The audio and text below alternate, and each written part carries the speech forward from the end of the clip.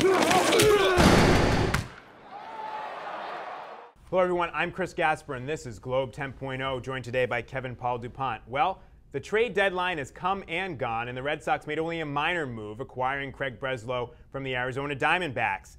Do you like the fact they stood pat, or should they have been more bold, Kevin? No, I wanted a move. I wanted something that changed, just overused, but changed the culture, just changed the karma, if you will, of a season that's just been dead in the water from day one for me. I think they had to do something. I think the fact that they didn't tells me that Beckett just couldn't be moved. Yeah, I don't know if for me it's whether Beckett just couldn't be moved or if they felt like it would be hard to sort of sell to their clubhouse and to some degree to their fans, look what you're getting back for Beckett. If it's too, A-level prospects, that says a clear message that you don't think you're in it this year to your clubhouse. It sends the same message to the fans who might have been happy about the fact that Beckett was gone, but also maybe would have tuned the team out. I also think that when you look at it, I think Ben Cherington basically wanted to just postpone things a little bit, defer until that other deadline, August 31st, when guys go through waivers, because you know what? I think you can still get Beckett through that. You can, but again, to your point, which is an excellent point, what are you going to get back for him? Yeah.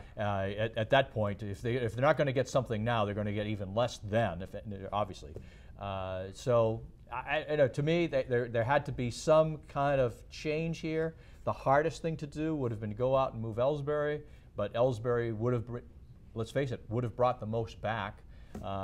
Cherington's on the hot seat here. I think he has to do something, and for anyone who's watched him in his brief tenure, there hasn't been anything yet. Yeah, he hasn't. You're right, Kevin. It's coming across as milquetoast. It is. There's no sort of signature move there. I mean, he's a guy, like they've said, he's very circumspect, but he is coming across as maybe a little bit cautious.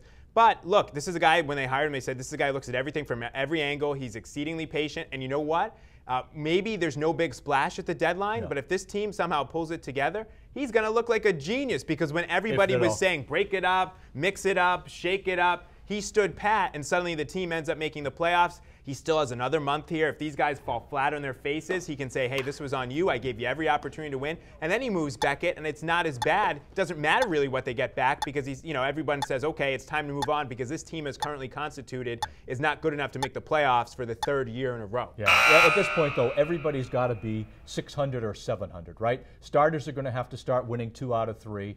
The players, the lineup's going to have to start hitting 300 or better. I don't feel it. I just don't feel it from any of them. Yeah, I think that you are in the majority with that. I think Ben Cherington, the guys in baseball ops, in the minority in terms of believing in this team. But if they're right, they're going to look awfully smart.